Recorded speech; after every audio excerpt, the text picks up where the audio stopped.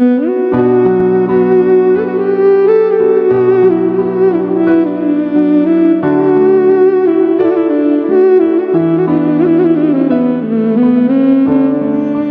billahi minasyaitonir rajim.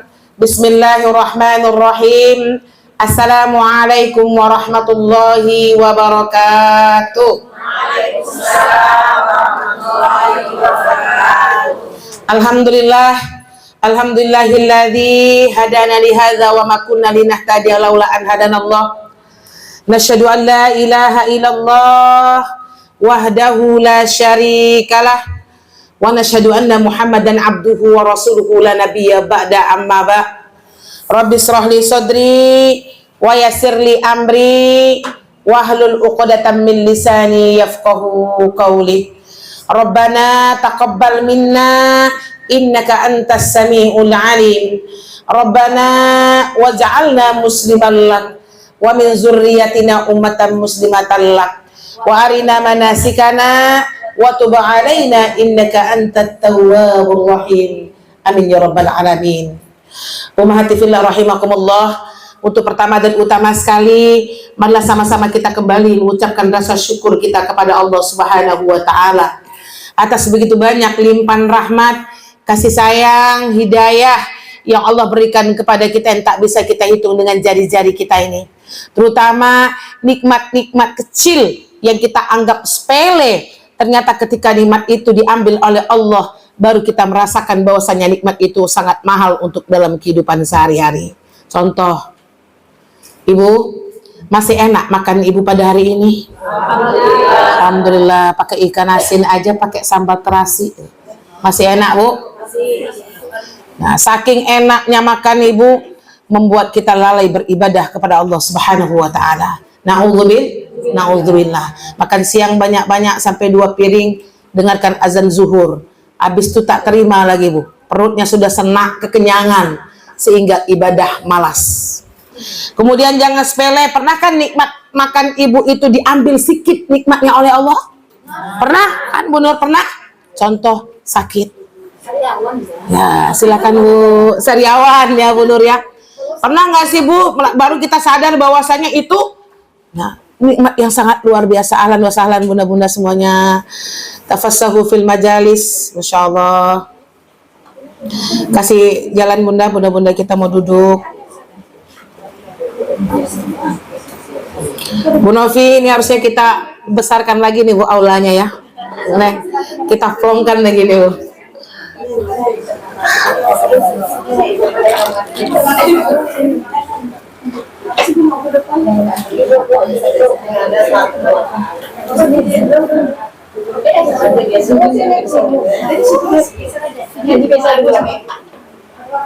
Gak apa-apa sempit-sempit ya Bu ya, hatinya lapang. Masya Allah, Masya Allah, Masya Allah.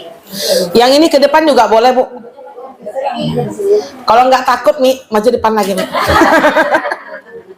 La haula wala quwwata illa billah. Apa? Khawatir ditanya-tanya Bunda Lia. Nah. Khalas. Kemudian jangan sepele dengan nikmat tidur yang Ibu miliki pada hari ini. Masih nyenyak Bu? Masya Allah, saking nyenyaknya tidur Ibu tidak bangun sholat malam. Na'udzubillah. Masih nyaman Ibu pergi dari Rumbai tadi ke sini, kena macet nggak Bu Yul? Alhamdulillah. Apa Bu? Ujian kecil aja tuh. Nah, ya ibu-ibu yang dicinta Allah. Jangan pernah lupa dengan nikmat ini Ibu. Lihat saudara-saudara kita yang ada di Gaza pada hari ini. Sekali-sekali kita harus muhasabah ini. Wanita-wanita pada hari ini di Gaza, mungkin nikmat tidurnya tidak lagi senyenyak kita. Betul Bu? Baru tidur 3 jam, dibom dan sebagainya.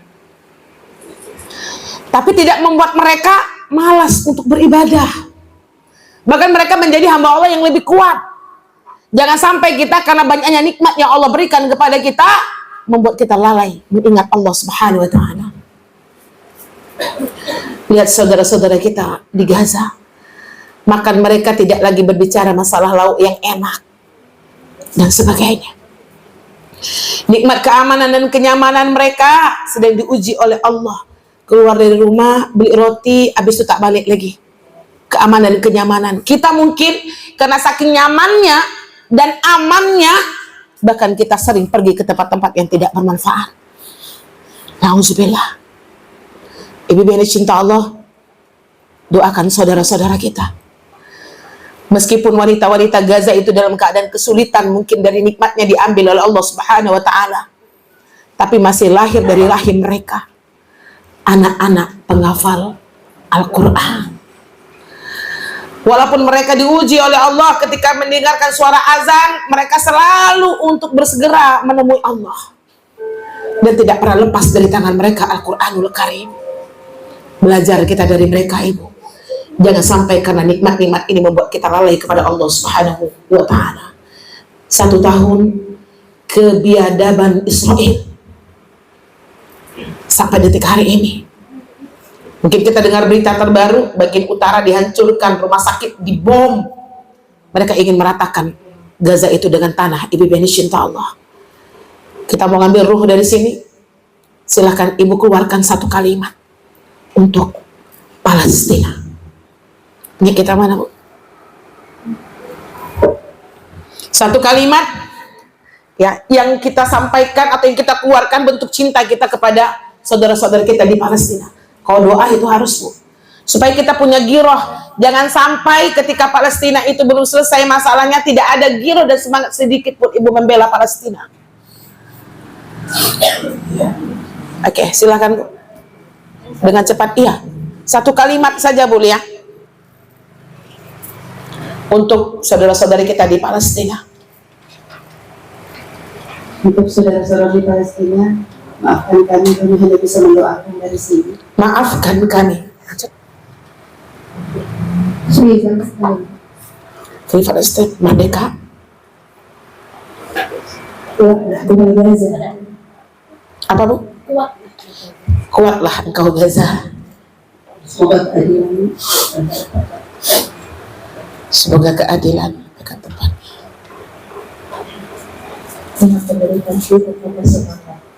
Dengan penderitaanmu tetaplah semangat.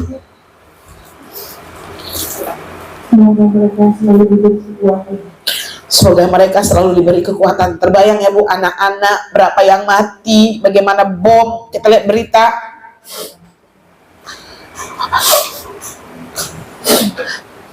Amin.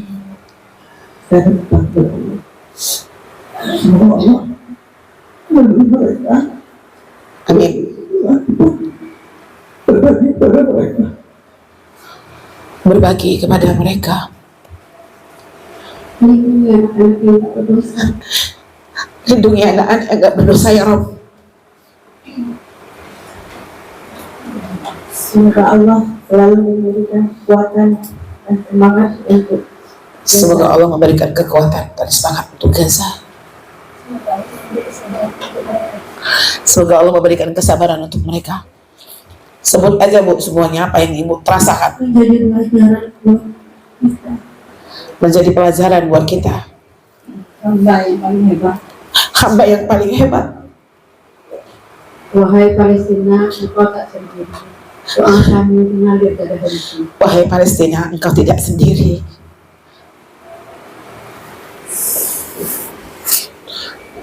Semoga Allah selalu ketakwaan sabar. Semoga Allah memberikan kesabaran dan ketabahan kepada saudara-saudara kita semuanya. Tidak lupa di dalam salat dan doa selalu berdiri. Di dalam salat selalu berdiri dengan doa. Ya Allah, ringankanlah beban mereka. Ya Allah, ringankanlah beban mereka. Kalau kami saudara pendidikan kami belum bisa berbuat banyak untuk mereka. Maafkan kami belum bisa berbuat banyak untuk mereka. Hal-hal itu penuh dengan tangisan. Insya Allah suatu saat akan berkembang dengan kebahagiaan. Amin ya Rabb.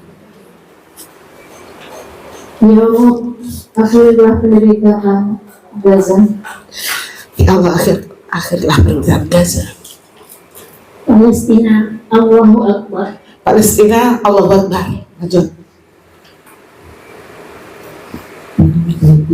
masuk surga tanpa hisab. Masuk surga tanpa hisab. Allah ya Rahman Rahim. Mudah-mudahan Allah selalu melindungi saudara-saudara kita yang di Palestina hendaknya. Amin amin amin ya rabbal alamin. Allah selalu ada. Allah selalu ada untuk mereka. Semoga surga untuk rakyat Palestina.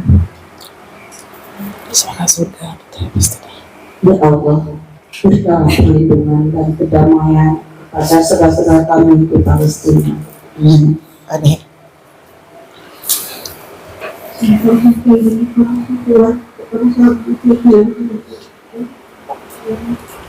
Amin. Kekuasaan Allah itu pasti. Allahu Akbar. Allahu Akbar. Sesungguhnya Allah akan memberikan kemerdekaan untuk Palestina karena menegakkan agama Allah.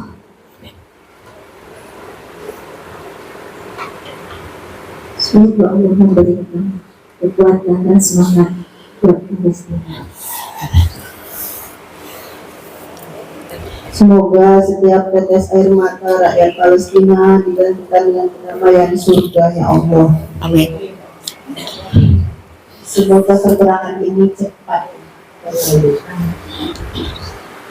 Semoga Allah selalu melindungi kita di Palestina. Amin.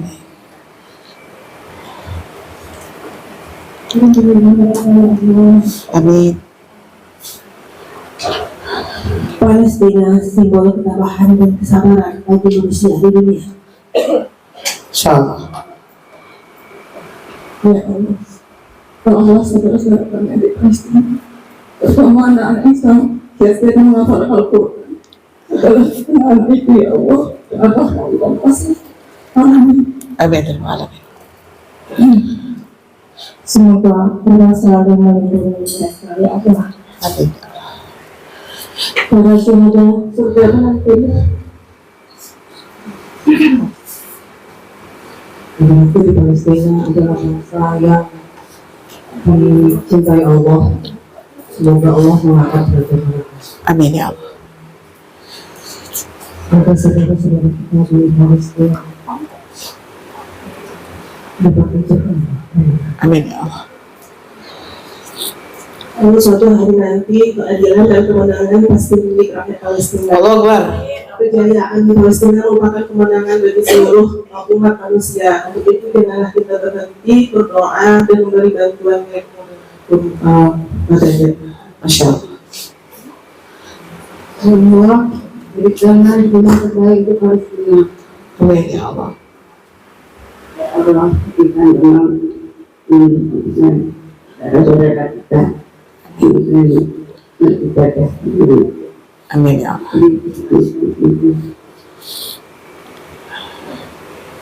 Semoga Allah cepat mengeluarkan daerah Palestina ini dari seperti ini. Amin ya Allah. Allah cepat membantu. Amin. Allah selalu bantu ya Bu. Allah bersamamu Palestina. Allah bersamamu Palestina. Mereka orang yang istimewa dan setiap kesedihan tetapi selalu mempunyai kekuatan yang sangat luar biasa. Habis Bu. Barakallahu fiik. Ibu yang dicinta Allah, jangan sampai hati kita ini keras dengan mendengarkan Palestina. Tapi alhamdulillah, saya yakin momen-momen seperti ini harus kita bangkitkan kembali giroh gitu. 1 tahun itu kita tuh pasang surut ya, ketika kita punya jidiah gitu kan, semangat orang Palestina. Tapi ketika kita lagi down gitu Bu, kadang-kadang kita lupa dengan Palestina. Makanya kemarin Ustaz Zulkifli bilang apa Bu? Usahakan ada 1 celengan di rumah kita untuk Palestina. Ibu punya anak 6, beri makan 7, masukkan 1 itu ke celengan dengan niat untuk membantu Palestina. Jadi kita nggak perjuangan ketika ada yayasan-yayasan yang sudah diamanahi untuk itu, kita tinggal buka celengan kita kan. Sudah ada niat setiap hari kita memberikan mereka. Barakallah. Semoga ini menjadi giroh ya, bisa melembutkan hati kita yang keras. bisa menjadi hamba Allah yang lebih bersyukur dan kurang mengeluh. Belajar kita dari saudara-saudara kita di Palestina, khususnya Gaza. Selanjutnya mari sama-sama kita kirimkan salat beserta salam kepada kedua kita, kepada Nabi junjungan alam kita, kepada seorang Nabi yang maksum minaz zunub, kepada seorang Nabi yang lebih mencintai umatnya dibandingkan dirinya sendiri, seorang Nabi yang bersusah payah melebarkan panji-panji risalah dakwah sampai ke penjuru negeri, yakni Nabi Muhammad sallallahu alaihi wasallam, dengan mengucapkan Allahumma sholli ala Sayyidina Muhammad wa ala ali Sayyidina Muhammad allazi yukhrijun nas minaz zulumati ila nur wa ila siratim mustaqim. Assalamualaikum ya Rasulullah, assalamualaikum ya Habiballah. Rasulullah yang telah mengangkat derajat kita ini, Bu, dari alam kebodohan kepada alam terang-terang yang kita rasakan pada hari ini. Baik, Mahat, supaya tidak memperpanjang mukadimah, insya Allah saya akan kembali melanjutkan bab fikih kita dengan bab jenazah. Ya, kita mulai dari awal ya, Bu. Nah, apa bab jenazah itu? Yang pertama yang dikaji itu adab ketika sakit dan pengobatan menurut sunnah.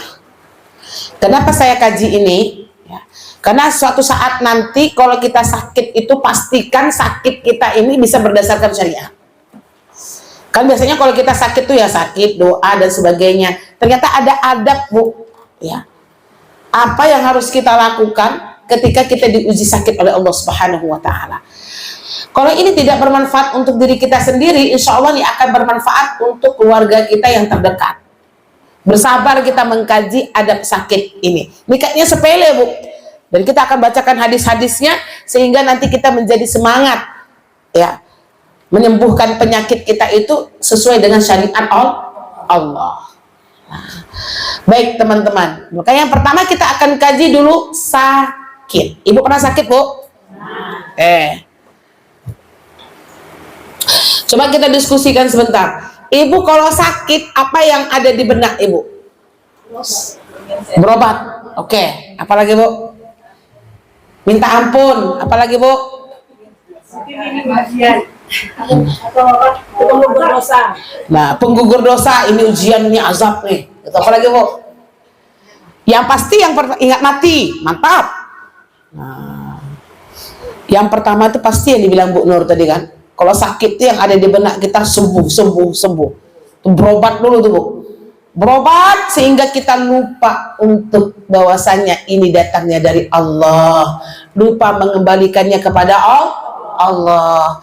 Maka yang pertama ketika ada seseorang itu sakit, nah, ada beberapa hadis yang menegaskan ya nih. Oh ya.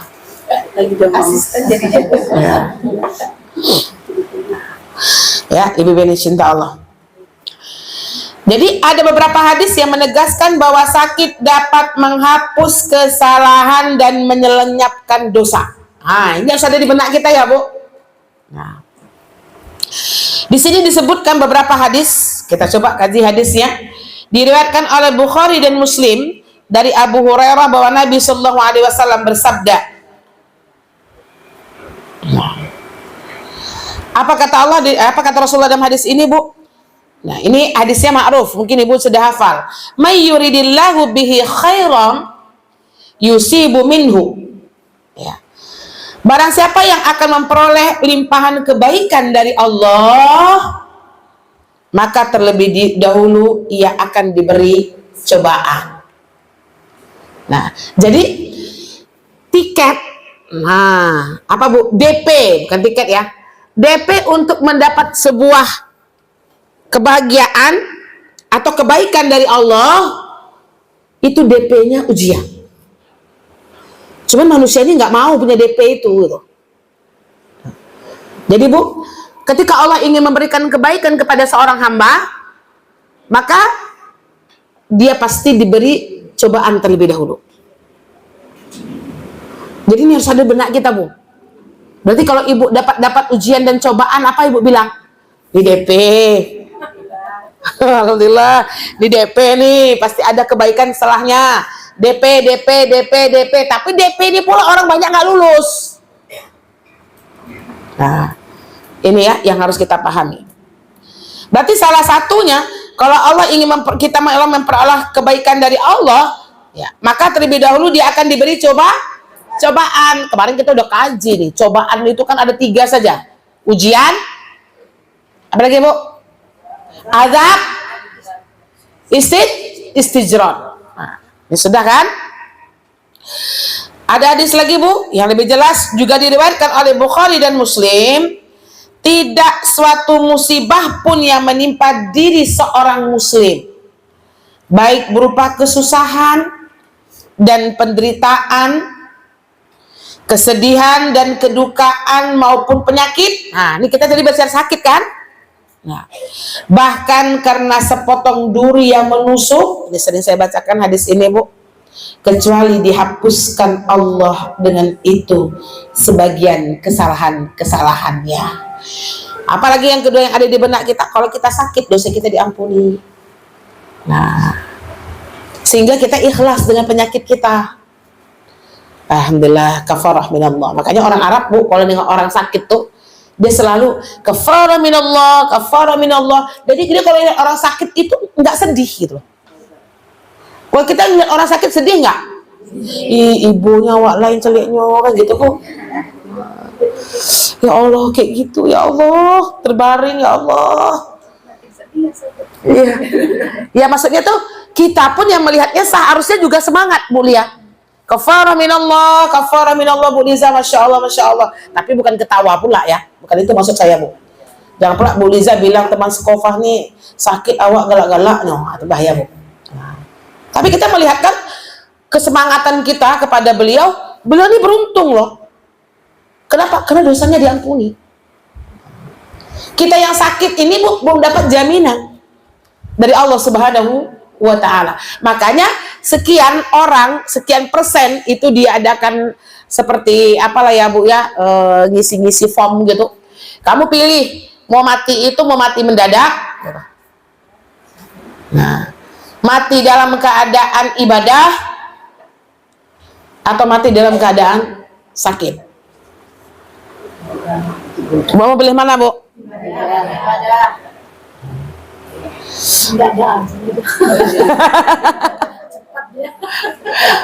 Bu Nur pilihnya mendadak, Ibu bilang ibadah, ya. Ibadah Bu ya. Ya belum tentu pas Ibu lagi ibadah pula Ibu mati, kan gitu Bu. Tapi yang banyak menjawabnya apa Bu Yul? Yang banyak itu persentasenya minta sebelum sakit itu, sebelum meninggal tuh sakit. Kenapa gitu Bu? Karena kan ada persiapan. Jadi selama kita sakit itu Bu Nur, terasa nggak Bu istijabah kepada Allah tuh? Terjadi terasa hina, terasa banyak dosa, terasa dekat gitu kan, dapat penggugur dosa. Kan di skip dosa kita di dunia ini seberapa gitu. Kalau meninggal mendadak Bu Nur, bahaya tuh. Ya semoga kita orang soleh kan gitu Bu. Kalau orang soleh itu mau meninggal mendadak pun dia husnul khotimah dia Bu. Bagi kita yang hati-hatinya masih kerasnya, jangan marah Ibu ya Bu. Kalau dikasih sakit tuh itu bersyukur Bu. Kenapa Bu ya? Sakitnya tak sabar dan namanya tak. Nah itu bahaya juga, makanya kita pandu Ibu dengan ini. Kalau dia sakit udah dihapuskan dosa oleh Allah, kemudian tidak sabar pulo. Nah, inilah yang mau kita kaji fikihnya. Gitu ya Bu ya. Bukan kita minta sakit Bu. Ini kan sudah berada di hadapan kita nih. Allah kasih kita sakit kan gitu. Lah, kalian udah. Ujian itu kan ada, kalau sakit itu karena diuji, karena azab, coba itu. Kalau sakitnya coba itu dikasih Allah karena azab, apakah diampuni juga? Misalnya. Saya minum dulu ya Bu. Rasulullah minum berapa teguk Bu? Ya. Langsung diamalin ya, Masya Allah. Nah, Bu Yul, namanya saja sudah kafarah. Semuanya penggugur dosa. Itu suatu azab sama Allah kasih kita itu. Kan azab tuh Bu, ya. Minimal walaupun kita nggak diampuni, tapi dengan sakit itu kita kembali ke jalan Allah, kan itu kan? Allah kasih musibah sama orang yang beriman. Saya bilang kemarin Ibu, Allah kasih ujian. sama orang yang beriman untuk diuji sejauh mana keistiqomahannya di dalam beriman dan istiqomah dan beribadah. Allah kasih musibah, cobaan kepada orang-orang yang melakukan dosa. Ya. Allah panggil dia untuk apa, Bu? Untuk kembali dan istighfar, diampuni nggak dosanya? Insya Allah, Bu Yul. Cuman ini nggak boleh ibu pede. Bolehnya untuk fadhailil amal. Kan nggak ada ibu bilang alhamdulillah sakit. Ya terhapuslah dosa-dosa saya nih. Kan nggak ada gitu, Bu Yul. Cuman untuk fadhailil amal. Kalau sudah dikasih sakit, optimis kan gitu. Ini penggugur dosa. Ya. Ini yang harus kita ingat, gitu Bu ya. Insya Allah, Bu. Kalau kita beriman, kalau kita misalnya itu maksiat, kita kembali, itu Allah tanda cinta Allah kepada kita. Makanya kita dipanggil Allah, kan gitu. Yang bahayanya, ketika kita sudah jauh dari jalan Allah, Allah nggak panggil-panggil kita, Bu. Menikmatilah terus, Bu. Dosa-dosa itu. Itu yang kita takuti. Sehingga rahmat Allah mencabutnya dari kita. Allah mencabut rahmatnya dari kita. Jangan sepele, Ibu. Ibadah ini salah satunya juga nikmat ini, rahmat yang Allah kasih. Nanti kalau Allah udah melihat kita itu sudah murka gitu, ya, kenikmatan ibadah kita pun akan diambil oleh Allah Subhanahu wa taala. Nauzubillah. Apalagi, Bu? Nih, hadis diriwayatkan oleh Bukhari dan Ibnu Mas'ud. Semuanya hadisnya Bukhari, Muslim. Ya, hadis-hadis sahih semua. Aku mendatangi Rasulullah dan dia sedang menderita demam. Aku berkata kepadanya, "Ya Rasulullah, badanmu amat panas." Beliau berkata, "Memang suhuku naik sampai 2 kali lipat suhu badan kalian dikala demam." Aku berkata, "Sebabnya mungkin karena diberi pahala 2 kali lipat ganda pula." Benar begitu, ujar Nabi. Dan juga tidak seorang muslim pun yang ditimpa kesakitan, mulai dan tusukan duri hingga yang lebih berat daripada itu, kecuali dihapuskan Allah dengan itu kesalahan-kesalahannya, seperti kayu yang menggugurkan daun-daunnya. Sudah cukup hadisnya, Bu ya. 3 ini sudah menguatkan kita. Berarti mengajarkan kepada kita kalau kita sakit tuh optimis, kan gitu kan, Bu? Semangat. Ini Allah sedang menggugurkan dosa. Ini yang harus kita pahami. Cuma ketusuk duri, apalagi teman-teman kalau dikasih oleh Allah, nauzubillah, kita nggak minta kan, Bu, dengan penyakit yang parah, dengan penyakit yang kayaknya susah untuk disembuhkan. Jadi kita harus bersikap seperti ini, akhwat. Gitu. Ini ngomong aja mudah, Bu. Nah, coba kita bacakan hadisnya biar kita nanti sama-sama berlapang hati. Oke, lanjut. Yang kedua, tadi satu kan, bagaimana kita menyikapi sakit. Oke. Yang kedua, tabah ketika sakit. Nah, coba cek ya, Bu, Ibu kalau sakit tabah apa enggak?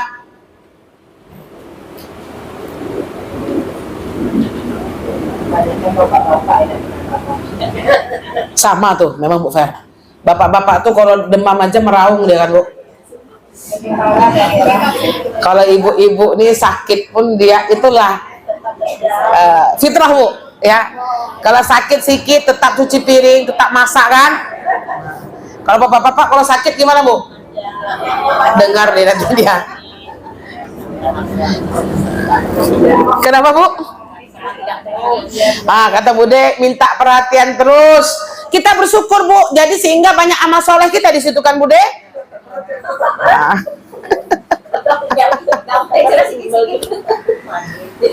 Ya, sikit-sikit.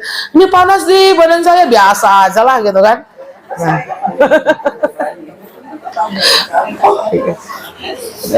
Kalau perempuan tuh udah nggak kuat dia fisiknya, Bu, baru dia mengeluh. Kalau perempuan ini insya Allah nih, nah, sampaikan sama suami kita, Bu. Nah, ayah tabah lah ya kalau sakit, kan. Hendaknya seorang yang sakit itu sabar dan tabah menghadapi sakit yang dideritanya. Tidak ada pemberian yang amat berharga dari Allah yang Maha Esa kepada seorang hamba yang lebih baik daripada kesabaran. Berarti apa, Bu? Tabah dan sabar. Bukan dalam arti kata tidak boleh mengeluh, karena nanti di sini disampaikan sakit itu boleh mengeluh. Nanti bahaya pula, ibu sakit kali ibu diam aja. Itu bahaya juga tuh, Bu. Diriwayatkan oleh Muslim bin Su'aib bin Sanan bahwa Nabi SAW bersabda, sungguh ajaib keadaan seorang mukmin itu. Bagaimanapun juga keadaannya, maka semuanya itu menjadi kebaikan. Masya Allah. Keadaan seperti ini tidak akan ditemukan kecuali pada orang mukmin. Gimana keadaannya, Bu? Jika ia mendapat kegembiraan, ia akan bersyukur. Dan itu merupakan kebaikan.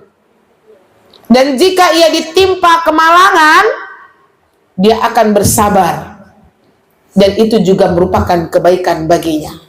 Bu, ibu mana sering lulus? Diuji dengan kegembiraan, bersyukur, dibandingkan diuji dengan kemalangan dan sakit, bersyukur. Jujur, Bu.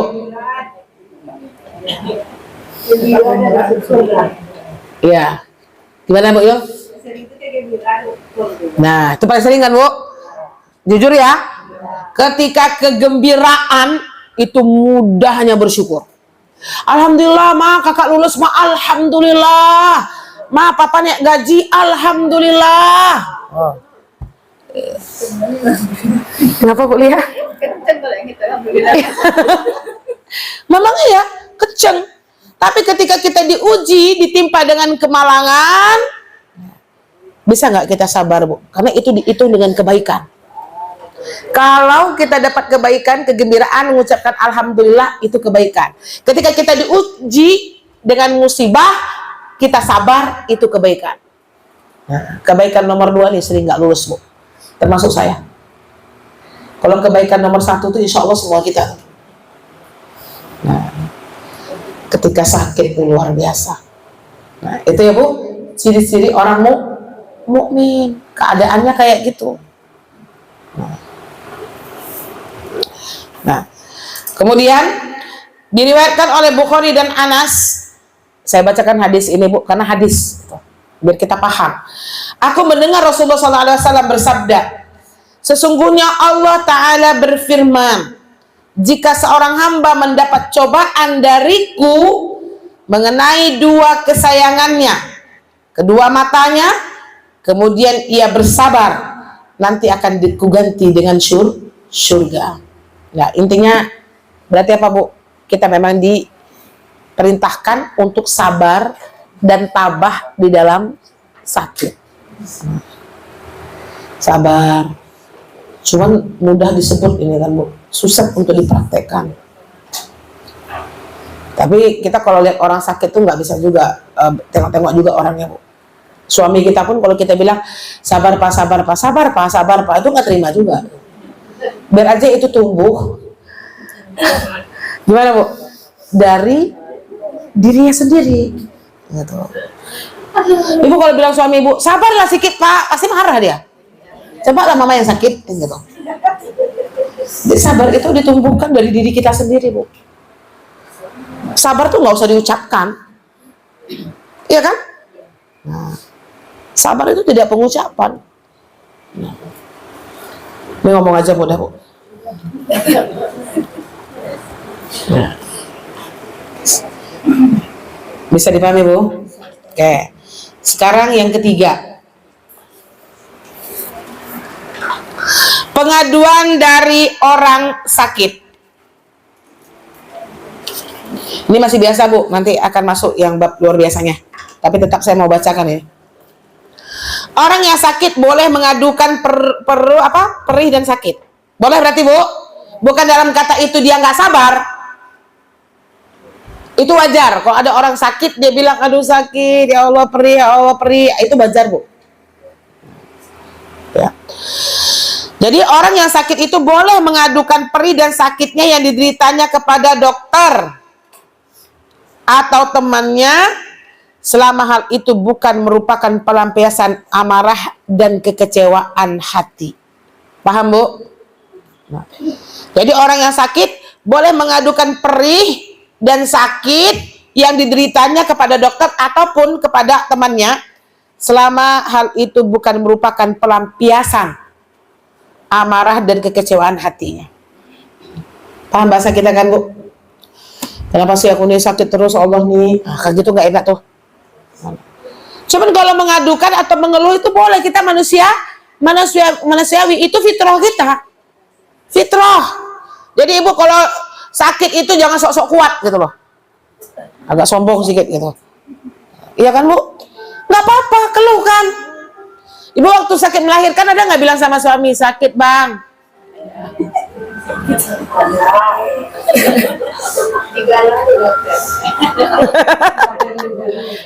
Enggak, kok diketawain, Bu? Astagfirullahaladzim, Bu Fer. Ya. Kadang melahirkan itu kita tahu sakitnya kan, Bu. Sebenarnya tubuh kita tuh nggak kuat kan, menahan sel-selnya itu. Tapi luar biasa Allah kasih kekuatan. Itu nggak masalah gitu. Cuman pada porsinya, tempatnya kan nggak mungkin pula ibu meki-meki sekali 3 menit sakit gitu. Panggil anak, nak sini dulu sakit nih gitu kan. Bukan. Kenapa, Bu? Nah, ya. Banyak juga yang kayak gitu. Ya makanya itu kita mau rem, makanya kita kaji. Nah, boleh, tapi mengungkapkan itu bukan rasa kekecewaan kita kepada Allah. Nah, ya. Rasulullah SAW bersabda, aku rasa badanku amat panas, sampai 2 kali panas, bahkan kalian pada waktu demam. Badan kalian waktu pada demam. Rasulullah ngeluh kan? Ngeluh dalam arti kata pengaduan, mengadu bahwasanya beliau sakit. Gitu. Nah, saya nggak segan-segan bilang sama Bu Nur, saya libur dulu sakit saya, Bu. Masuk angin gitu. Cuman jangan sampai Bu, ketika ada porsinya, ketika apa yang kita sanggup dan mana yang kita tak sanggup. Paham nggak, Bu? Nah, jangan sampai kita pura-pura kuat gitu. Fitrahnya biarkan berjalan. Pura-pura nggak kuat boleh berarti.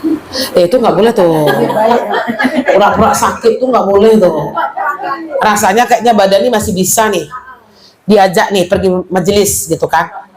Nah, udah itu kerjaan setan, itu beti tuh, Bu. Tipis tuh bedanya. Bedanya tipis, Bu. Antara kita sanggup dengan tidak tuh. Beti nggak? Aduh sakit kepala, datang sekofa apa enggak ya? Berperanglah imaniyah dengan syaitoniyah. Kan sakit. Oh kayaknya badan ini gimana hak tubuh tuh? Oh kuat deh. Insya Allah bismillah. Tapi kalau sudah tidak kuat pun kita ada hak tubuh. Kita kan nggak boleh juga Bu zolim dengan tubuh kita. Zolim dengan tubuh kita. Gimana, Bu?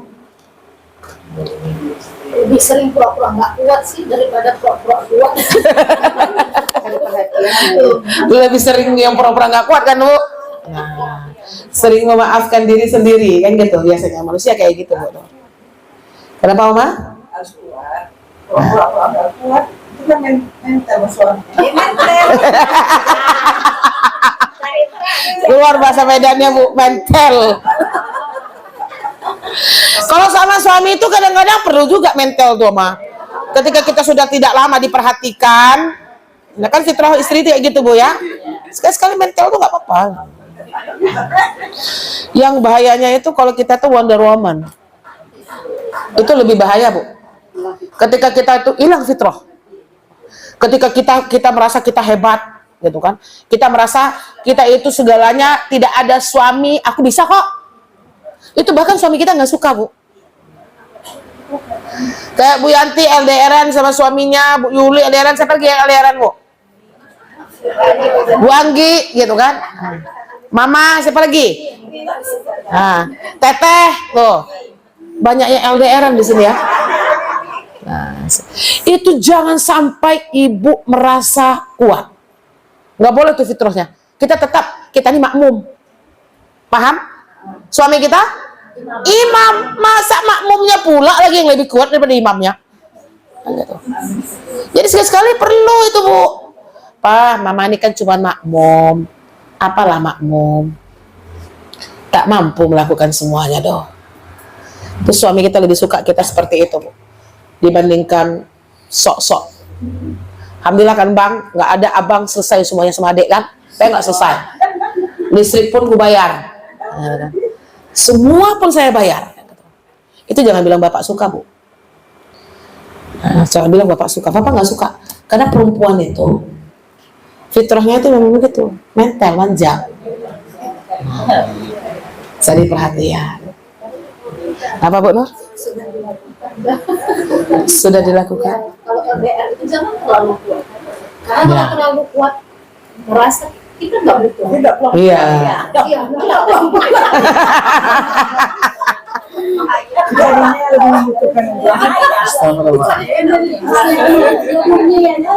mana butuh perlindungan gitu. Iya. Nah gitu ya Bu ya. Ini sekedar mengingatkan. Karena kita perempuan itu kadang-kadang terlalu kuat, nggak boleh.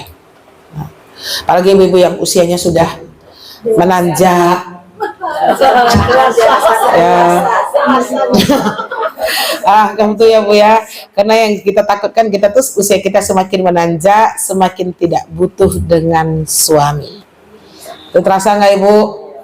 Semakin tua maunya itu kita tuh semakin tidak dekat dengan suami. Terbalik, kalau bapak tuh semakin tua, nah ibu yang jawab ya Bu, semakin manja, semakin ingin dekat. Kalau kita udah enggak, ini kerjaannya Bu. Ya saya takutkan begini, ibu di usia ibu sudah dewasa seperti ini, selalu pergi ke majelis ilmu, lebih penting majelis ilmu dibandingkan mengurus suami, itu masalah. Paham bahasa saya? Itu masalah. Jangan ibu, saya pun juga begitu. Terlalu suka dengan majelis sehingga lalai di dalam memberikan hak dan kewajiban terhadap suami. Gimana Bu? Ya, alhamdulillah. Bagi suami yang di rumah, gimana Bu, bagi bapak yang masih di rumah? Kalau mau pergi majelis ilmu tuh Bude dan Oma, usahakan melayaninya itu power super. Biasanya tempe goreng, sekarang ayam goreng. Pak, nanti mama pergi majelis ya Pak. Sudah dilayani dengan baik tadi tuh. Salah kalau ibu bilang, Pak, ya sekarang mama ngaji di Sakofa ya, tuh nanti beli aja lauk. Beli lauk ya, kepingin apa silakan beli. Itu malah bahaya tuh Bu.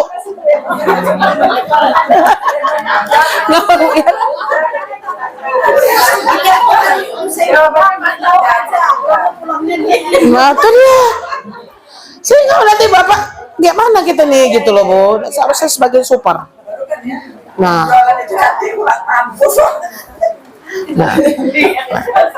ini kalau berbicara ini harus kayak gini Bu, gitu. Ya teman-teman. Bagaimana hati suami kita ketika kita pergi majelis makanan nggak ada?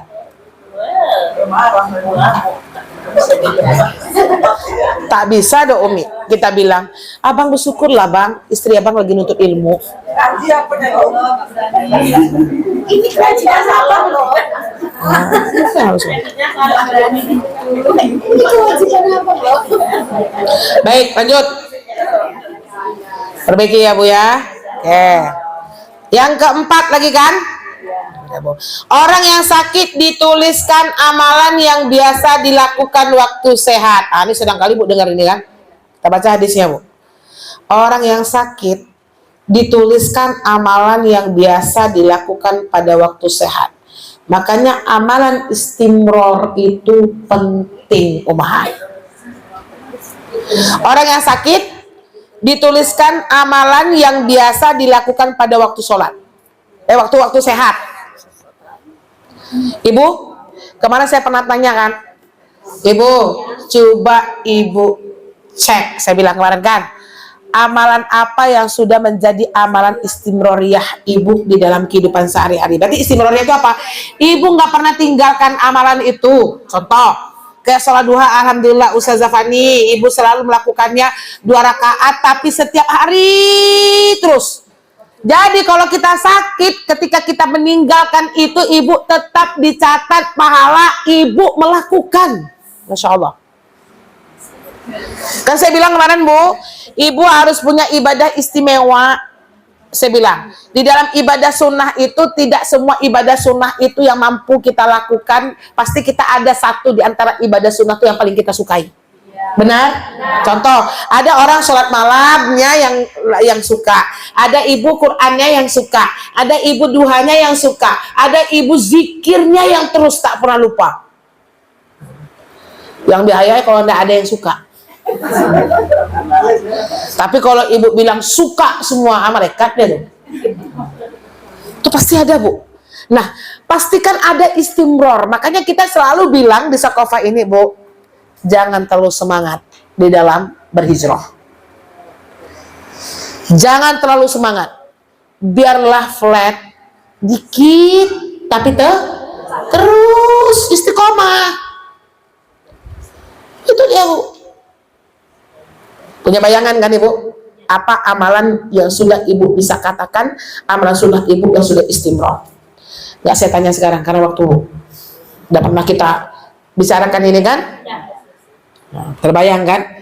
Sholat malam, ya. Duha mungkin bisa nih. Zikir pagi, zikir petang bisa nih. Kan gitu kan. Sedekah mungkin bisa nih. Rawatib mungkin bisa. Kan gitu kan. Silakan Ibu ukur diri Ibu masing-masing. Diriwayatkan oleh Bukhari dan Abu Musa Al-Asy'ari bahwa Nabi SAW bersabda, apabila seorang hamba ditimpa sakit atau mengadakan perjalanan, sudah pernah kita sampaikan ini kan Bu, maka dicatatlah untuknya amalan seperti yang biasa dilakukan pada waktu bermukim dan sehat. Masya Allah, itulah dahsyatnya madawamatu alal amal, istimroriyah fil amal. Contoh ibu naik pesawat mau sholat duha, nggak ada lagi waktu, mepet gitu kan Bu, nggak bisa lagi melakukannya. Insya Allah dia tetap dinilai ibadah melakukan sholat duha. Ini pasti ibadah sunnah. Kalau ibadah wajib kan nggak boleh tinggal. Nah, tapi jangan sampai Bu, ini kan kita yang mengetahui kondisinya, memang betul-betul tak sanggup. Jangan sampai dari awal Ibu, nggak apa-apa dong nggak sholat duha, kita tetap dicatat kita sholat duha. Bukan itu maksud saya ya Bu. Tapi ketika kita memang nggak sempat lagi melakukan, ini dia jatuhnya. Makanya sekarang semangat sahabat Quran, misalnya, aku ini sahabat Quran, aku ini sahabat Qiyamul Lail, aku ini sahabat zikir. Satu-satu dulu yang mau kita istimrorkan sesuai dengan kemampuan kita. Walaupun pernah hadisnya kan Bu, kita bisa dipanggil dari pintu sholat, ya kan? Kita bisa dipanggil pintu sedekah, kita bisa dipanggil dari semua pintu surga. Maka Umar kan bertanya, ya Rasulullah, mungkinkah satu orang itu akan dipanggil oleh banyak pintu surga? Iya, ya Umar, aku juga berharap engkau merupakan salah satu di antara mereka. Jadi insya Allah Ibu istiqomahkan dulu ibadah-ibadah ringan tuh, tak usah terlalu semangat gitu. Kalau Ibu mampunya misalnya 2, jangan ditambah 4 dulu. Pasang aja standar terendah, cuman kalau Ibu melebihi melakukannya berarti itu bonus. Paham bahasa saya Bu? Jadi dibandingkan Ibu nggak punya target, dibandingkan hari ini 4 rakaat, besok nggak sholat, seminggu besok sholat lagi 8 rakaat, habis itu sholat lagi 2 rakaat, nah itu tidak istimror, tak dapat di hadis ini. Nah, bisa dipahami Uhat? Nah, ini. Yang kelima, menjenguk orang sakit. Bu, ini sampai dipanjangkan ini Bu, ada keutamaannya, ada adab. Ini sudah saya kaji kan? Apa pahala orang yang menjenguk orang sakit? Berapa malaikat? Nah, udah tahu kan Bu, 70.000 malaikat akan mendoakan kita. Maka dia juga termasuk amalan ringan yang timbangannya berat. Nah. Maka ibu-ibu yang dicinta Allah, ya, menjenguk orang sakit salah satu dari sopan santun Islam adalah agar orang Islam menjenguk orang yang sakit dan melihat keadaannya untuk menghibur hatinya dan menunaikan haknya. Berarti kita melihat orang sakit itu ada dua hal yang harus kita ingat. Yang pertama memberikan hak, yang kedua menghibur. Ada berapa hak muslim kepada muslim yang lainnya? Sebutkan Bu. Hak muslim kepada muslim yang lainnya. Menjawab salam, terus menjenguknya kalau dia sakit. Apa Bu? Memenuhi undangan. Apalagi? Mengantarkan di sini itu ibu memandangnya sampai dia akhir dari kita, kan perempuan kan kadang-kadang dia tidak ke kuburan nggak masalah Bu Nur, tapi kita menghormatinya atau mengantarkan dia ke tempat perisai terakhir, itu maksud haknya ini.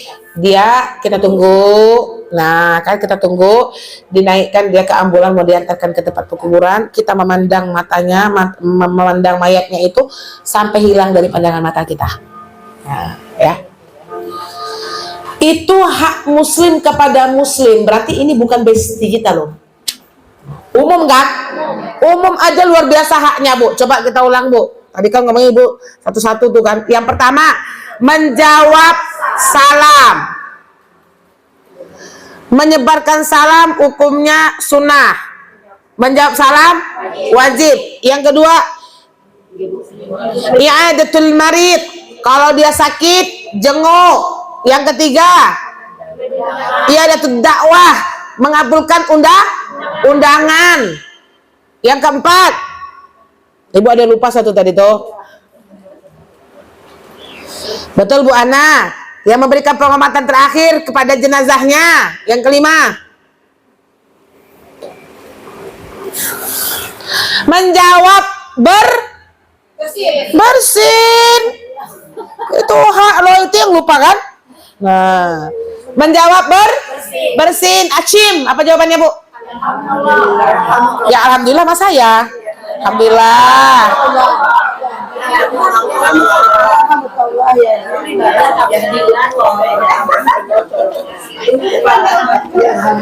Itu hak loh Bu. Saya bersin. Alhamdulillah. Bu Lia jawab yarhamukillah. Oh padusi kan? Kalau perempuan kasih barisnya ki. Nah, jawabnya yahdikumullah wa yuslihu balakum. Itu jawabannya panjangnya. Yaudahlah yahdikumullah aja lah. Ya biar enggak lupa ya Bu. Itu harus ada terpatri di dalam benak kita itu Bu. Itu hak muslim kepada muslim lainnya.